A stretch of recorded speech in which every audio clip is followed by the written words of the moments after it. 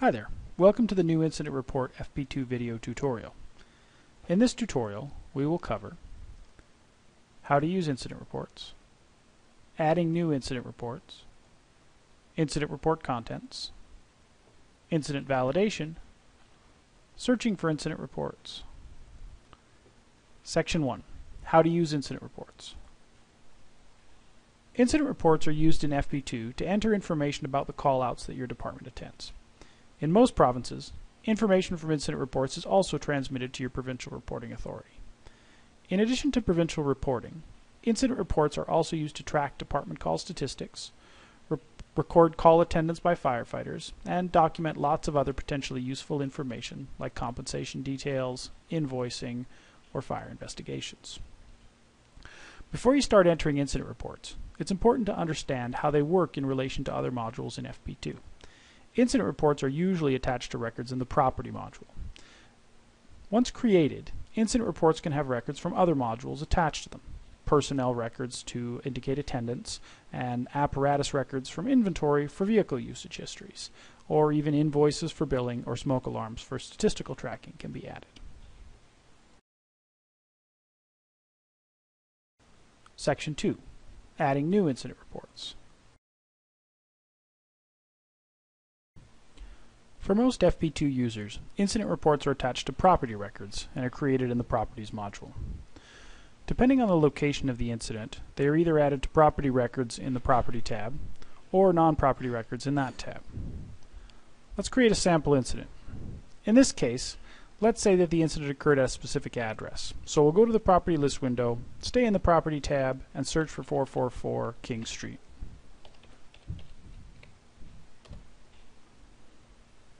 I'll double-click on the property to open it, and take the opportunity to quickly review the occupancy and the owner-occupant information in the Contacts tab. This info, along with the physical address, will flow over to the incident report when you create it. Next, I'll open the Incident tab, which displays any historical incidents that are attached to this property. Remember, the date range at the bottom of tabs like this determines which incidents are displayed here. The default is usually the last 12 months, but I can modify it to show all incidents. Now I'll create a new incident attached to this property by clicking the green plus button to the right of the Incident tab.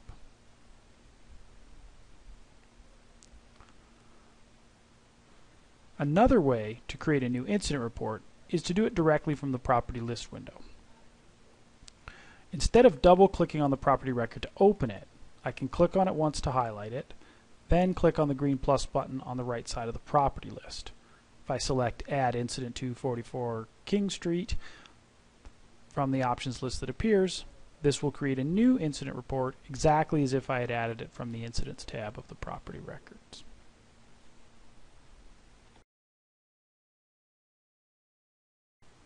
Section 3. Incident Report Contents. When you create a new incident, you'll notice that some information is already entered on the incident form.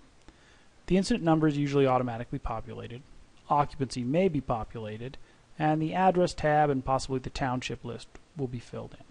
This information is all copied across automatically from the property record that the incident is attached to.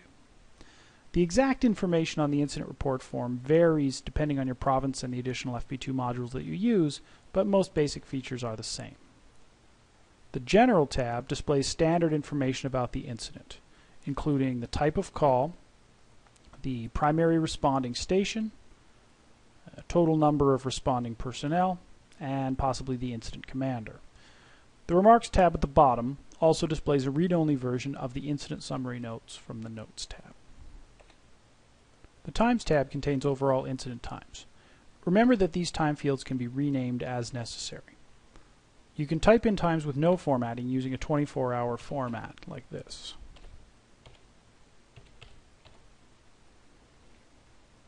The Times tab also contains information about police, EMS, and other agencies, as well as optional benchmark times and calculated times for statistical reporting.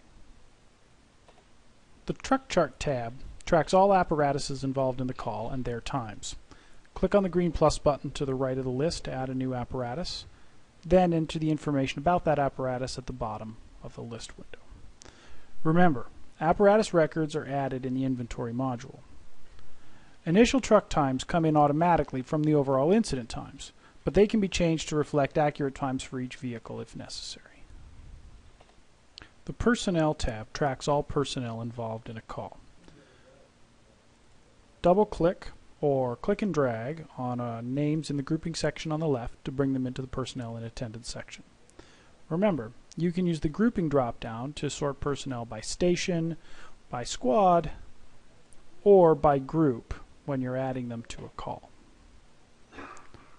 Once a personnel record has been added to a call, you can click on their name in the Attendance section and modify times and other information at the bottom of the list. Times entered here are used by FP2 to calculate things like total hours worked for tax purposes or compensation. The Casualties tab is sometimes called the Names tab and is used to record jurisdictional or provincial information about injured parties or involved parties at fire incidents. The More Info tab is context sensitive, and it's populated with provincial reporting information based on the response type and possibly the occupancy that you entered in the General tab. Information in this tab is usually reported to the province, but for some call types, like carbon monoxide reports for example, this information is only used for internal documentation. The Assist Reports tab displays assistance and exposure reports attached to this incident. Assistance or exposure reports are added using the green plus button on the right side of the list. Assistance reports are used when there are multiple stations at an individual call. Exposure reports are used when multiple parts of a property have been damaged by a fire or when an incident has spread to multiple addresses. The Investigation tab can be used to record information about the details of a fire investigation and also to print off a hard copy investigation report. The Notes tab contains the incident write-up. There are several sections of this tab available for different types of incident comments, and this tab can also contain dispatcher comments if your department is using a CAD transfer. Remember, the notes entered in the Remarks tab are displayed on the General tab in a read-only format to make it easier to flip through multiple incidents quickly. The Author Status tab contains information used to audit the incident, and that can include information about the officer who wrote up the incident, the date, time, and login of the person that created the incident, the reviewed status of the incident, and the open or closed status of the incident. It can also include transferred information for reporting to provincial authorities. The Links tab allows you to add pictures, generally JPEG files, and other links, which can be any other kind of documents, to an incident. If you'd like to add multiple pictures, reduce the size of the FP2 window, open the folder with the pictures, then select the photos and drag them into the Pictures tab. At any point, you can save your progress by clicking on the Save checkbox in the upper left.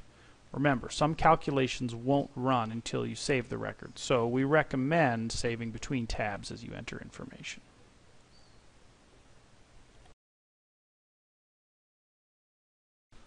Section 4, Incident Validation.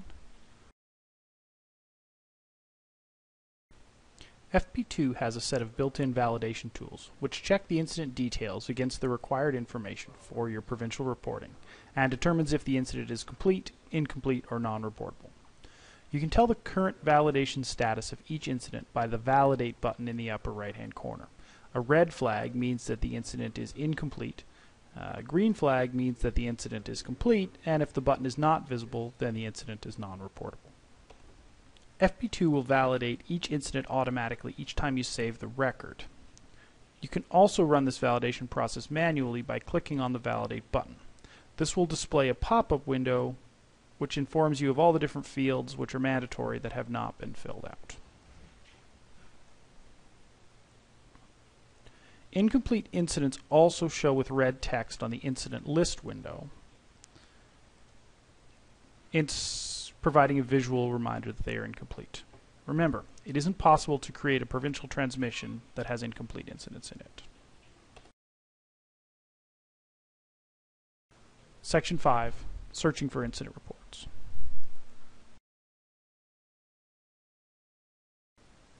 Once an incident report has been created, it can be searched for in a number of places in FP2.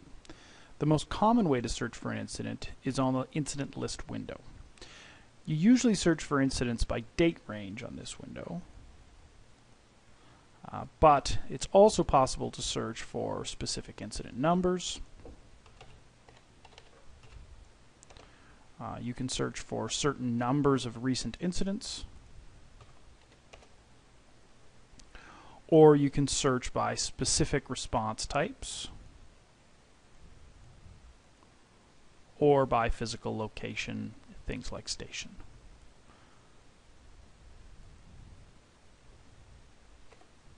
You can also search for incidents attached to a specific property by locating that property record and then going to the Incidents tab.